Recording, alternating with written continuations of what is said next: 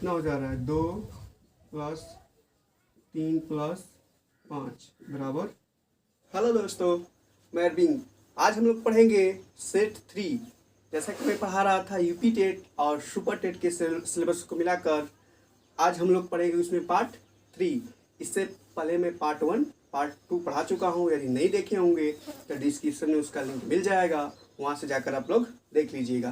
ध्यान दीजिए, हम जितने भी क्वेश्चन पढ़ा रहे हैं सब अलग अलग टाइप के, मतलब 10 क्वेश्चन लगभग पढ़ाए हैं, 10 टाइप के। फिर आज 5 से 6 क्वेश्चन, वो भी 5 टाइप के। मतलब जितने भी एचसीएफ और एलसीएम से उस टाइप के क्वेश्चन बनेंगे आप पूरा सोल्व कर सकते हैं। ध्यान से वीडियो को देखिए, बहुत शानदार वीडियो होने वाली है। चलिए हम लोग पढ़ना स्टार्ट करते हैं। ये कह रहा है कि वह छोटी से छोटी संख्या कौन सी है जो पूर्ण वर्ग हो तथा 10, 12, 15, 18 से विभाजित हो। अब ध्यान दीजिए, पहली बात छोटी से छोटी संख्या कह दिया है, तो हम बताए थे कि जहाँ छोटी से छोटी संख्या कहेगा मतलब क्या निकालना पड़ेगा, लसा। और एक और बात कह रहा है कि 10, 12, 15, 18 से विभाजित हो, तो विभाजित होने का मतलब क्या, 10, 12, 15 और 18 का क्या होगा, लसा ही होगा। तो हमको लसा निकालना पड़ेगा। लेकिन एक क्वेश्चन और दिया इसमें कि वो जो संख्या होनी चाहिए ना, कह रहे हैं कि पूर्ण वर्ग होनी चाहिए। कैसी संख्या होनी चाहिए, पूर्ण वर्ग। ध्यान देने आप लिखा है पूर्ण वर्ग होनी चाहिए, यानी कि 2 टाइप का क्वेश्चन है इसमें, ध्यान से देखिएगा। तो पहले हम निकालते हैं 10, 12, 15, 18 का एलसीएम। चलिए ध्यान दीजिएगा, यहाँ से हम लिख देते हैं 10, 12, 15 और 18 का एलसीएम निकालते हैं। इसको चेंज कर लेते हैं, ऐसे चल रहा। अब एलसीएम निकालने का वही फास्ट तरीका। देखिए सबसे बड़ा क्या इसमें 9 है, सॉरी 18 है, तो 18 को क्या लिख सकते हैं, 36 18, यानी कि हो जाएगा 2 × 3 × 3।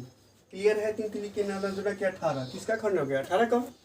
अब देखिए 18 से छोटा क्या है 15, तो 3 इसमें है, यदि हम 5 का गुणा कर देंगे तो क्या मिल जाएगा हमको, 15 मिल जाएगा ना। चलिए 5 का गुणा करिए, कोई दिक्कत।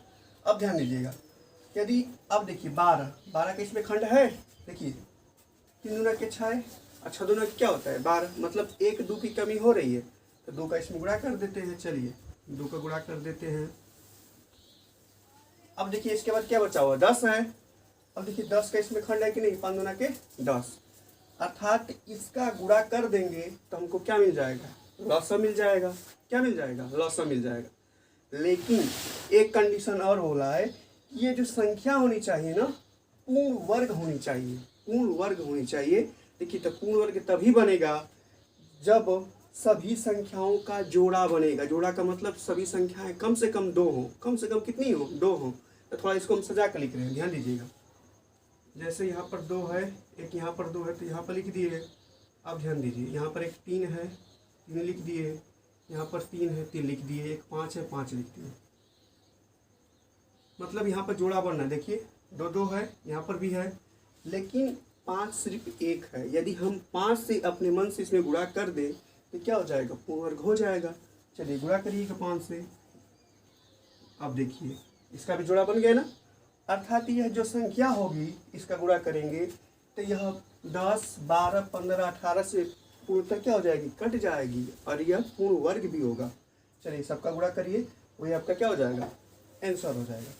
चलिए गुणा कर देते हैं, तो 50 25 हो जाएगा, 25 दूना के 50 और कितना हो जाएगा 100, 300 और 3 3 के 9, अर्थात हो जाएगा 900। ये हमारा क्या हो जाएगा, आंसर हो जाएगा। यह जो संख्या होगी 10, 12, 15, 18 से पूर्णतः कट जाएगी, और यह क्या है, पूर्ण वर्ग भी है। क्लियर है, तो ऐसे सवालों को आसानी से आप ऐसे लगा सकते हैं। चलिए अगला क्वेश्चन देखते हैं हम लोग।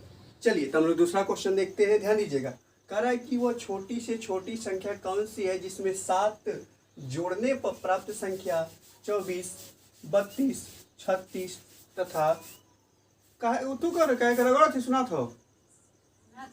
हाँ लौकत ना बोलो तो। चलिए तो हम लोग दूसरा क्वेश्चन देख लेते हैं। ध्यान दीजिएगा, करें कि वह छोटी से छोटी संख्या कौन सी है जिसमें 7 जोड़ने पर प्राप्त संख्या 24, 32, 36 तथा 54 में से प्रत्येक से विभक्त हो जाए।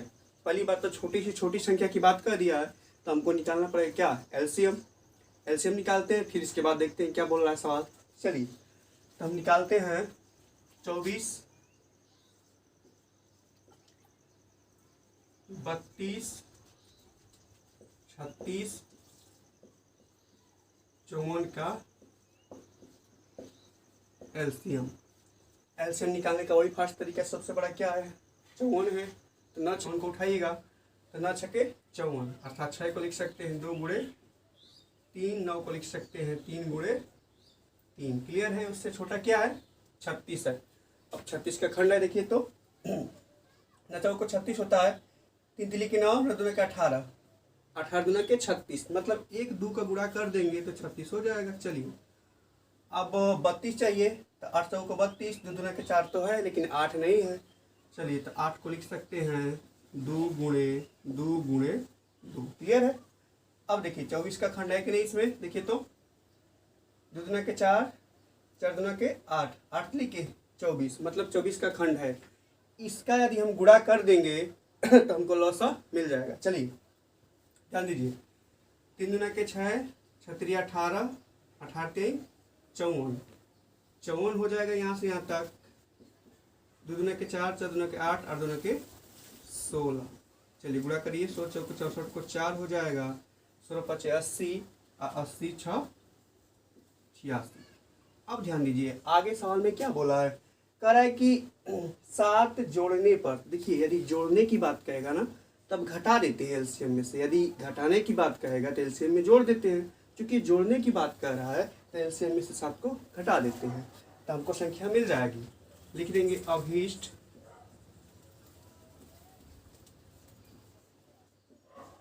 संख्या बराबर 864 माइनस 7, तो आपका कितना आ जाएगा, करिएगा तो 857, यही आपका क्या हो जाएगा, आंसर हो जाएगा। क्लियर है। तो आसानी से ऐसे सवालों को आप लगा सकते हैं। चलिए अगला क्वेश्चन देख लेते हैं। बहुत ही शानदार सवाल है, इसको काफ़ी पूछा है और प्रबल संभावना है कि आने वाले एग्जाम में भी इसको पूछेगा। ध्यान दीजिए, ये करा है कि 12 आम के पौधे, 18 सेब के पौधे तथा 30 नारंगी के पौधे इस प्रकार लगाना है कि प्रत्येक पंक्ति में समान प्रकार के समान पौधे हों तथा पंक्तियों में पौधों की संख्या अधिकतम हो। कहाँ लगाना है, बगीचे में लगाना है। बगीचा छूट गया था, वहाँ पर लिख सकते हैं, कोई दिक्कत नहीं है। अब ध्यान दीजिए, कह रहा है कि पौधों की संख्या अधिकतम हो। अधिकतम की बात कर रहा है, मतलब हमको निकालना पड़ेगा क्या, एचसीएफ निकालना पड़ेगा। न्यूनतम का था तो एलसीएफ निकालते, तो हम निकालेंगे क्या, हम एचसीएफ। चलिए निकालते हैं, लिख देंगे 12, 18 और 30 का एचसीएफ। तो एचसीएफ कई तरीके से निकाल सकते हैं, बताए हैं। चलिए फर्स्ट निकालते हैं, कौन सी ऐसी संख्या है मैक्सिमम, देखिए अधिकतम बड़ी से बड़ी कौन सी संख्या है जो सबको काट दे। तो 6 दिखाई दे रहा है। चलिए 6 दूना के 12 हो जाएगा, 6 3 18 हो जाएगा, 6 5 30 हो जाएगा। कोई संख्या है ऐसी जो 2 को भी काट दे, 3 को भी काट दे, 5 को भी काट दे, कोई है नहीं है। अर्थात हमारा एचसीएफ क्या हो जाएगा, एचसीएफ बराबर हो जाएगा 6। क्लियर है। अब निकालेंगे कि आम की पंक्तियों की संख्या कितनी है, सेब की पंक्तियों की संख्या कितनी है, नारंगी की पंक्तियों की संख्या कितनी है। निकाल के सबको जोड़ देंगे तो कुल पंक्तियों की संख्या हमको मिल जाएगी। चलिए निकालते हैं आम की पंक्तियां। आम की पंक्तियां, टोटल पौधे 12 हैं, 12 में 6 से भाग करिएगा तो हो जाएगा 2। क्लियर है। अब निकाल देंगे सेब की पंक्तियां, तो 18 बटा में 6 भाग करिएगा 3। नारंगी की निकालिए तो हो जाएगा नारंगी की पंक्तियां यानी कि 30 बटा में 6, 6 5 30। अब निकाल देंगे कुल पंक्तियों की संख्या पूछा है, तो लिख देंगे कुल अंकितियाँ बराबर कितना हो जा रहा है, 2 + 3 + 5 बराबर 10, अर्थात हमारे ये क्या हो जाएगा, आंसर हो जाएगा। क्लियर है। ऐसा सवाल जब भी दे आराम से आप ऐसे लगा सकते हैं। ये बहुत मोस्ट सवाल है, इसको बहुत काफ़ी पूछा है, इसको ध्यान दीजिएगा। चलिए अगला क्वेश्चन देख लेते हैं। क्वेश्चन नंबर 4 ध्यान दीजिएगा। कह रहा है कि दो संख्याओं का योग 36 है, उनके मौसा तथा लसा क्रमशः 3 और 105 है, उन संख्याओं के व्युत्क्रमों का योग क्या होगा। अब सवाल चेंज है यहाँ पर, ध्यान दीजिएगा। हम लोग जान लेते हैं कि संख्याओं के व्युत्क्रमों का योग और उसके योगफल और उसके लसा और उसकी एचसीएफ में संबंध क्या होता है। ध्यान दीजिएगा, लिख रहे हैं सोल्व।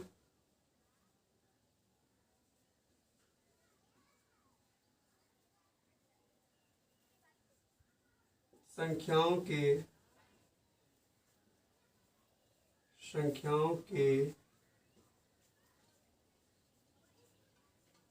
व्युत्क्रमों का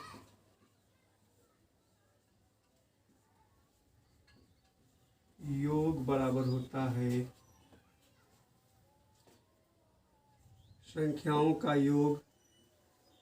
का योग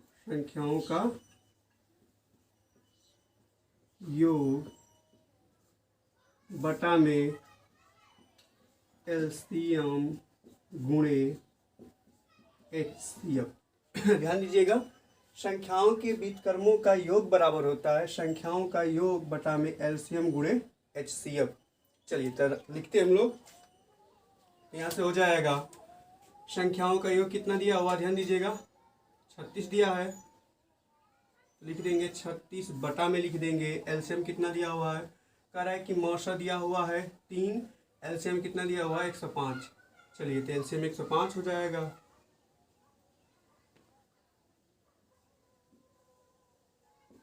गुणे 3, चलिए इसको काट देते हैं 3 से, 3 एकम 3, 3 गुना के 6, 3 से भी कट जाएगा, 3 चौको 12, 3 तिली के 9, 3 पचे 15, अर्थात 4 बटा में 35 से ही हमारा क्या हो जाएगा, आंसर हो जाएगा। ध्यान दीजिएगा, ये होता है संबंध। संख्याओं के व्युत्क्रमों का योग पूछे तो संख्याओं का योग बटा में एलसीएम गुणे एचसीएफ। संख्याओं का योग दिया है 36 बटा में एलसीएम दिया है 105 और गुणे एचसीएफ 3, इसको काटिएगा तो आएगा 4 बटा में 35। ये हमारा क्या होगा, आंसर होगा। चलिए अगला क्वेश्चन देखते हैं। दशमलव में दिया है, कर रहा है कि इसका एलसीएम बताइए। चलिए इसका एलसीएम निकालते हैं, ध्यान से देखिएगा। तो लिख दे रहे हैं यहाँ पर 0.12, 0.4, 0.36। हम बताए थे, देखिए जब भी सवाल दशमलव में दे रहे उसका एलसीएम पूछे ऐसे पूछे तो दशमलव की बाद की जो संख्या है ना प्रत्येक जगह बराबर होनी चाहिए, समझिएगा। दशमलव के बाद कितना अंक है, 2 अंक है। दशमलव के बाद कितना अंक है, 1 अंक है। दशमलव के बाद कितना अंक है, 2 अंक है। यहाँ पर सिर्फ एक ही है ना, तो यहाँ पर भी 2 अंक करना पड़ेगा। ध्यान दीजिएगा, यहाँ पर जैसे हम लिख देंगे 0.1, 0.0, अब यहाँ पर 0 बढ़ा देंगे 0.36। क्लियर है।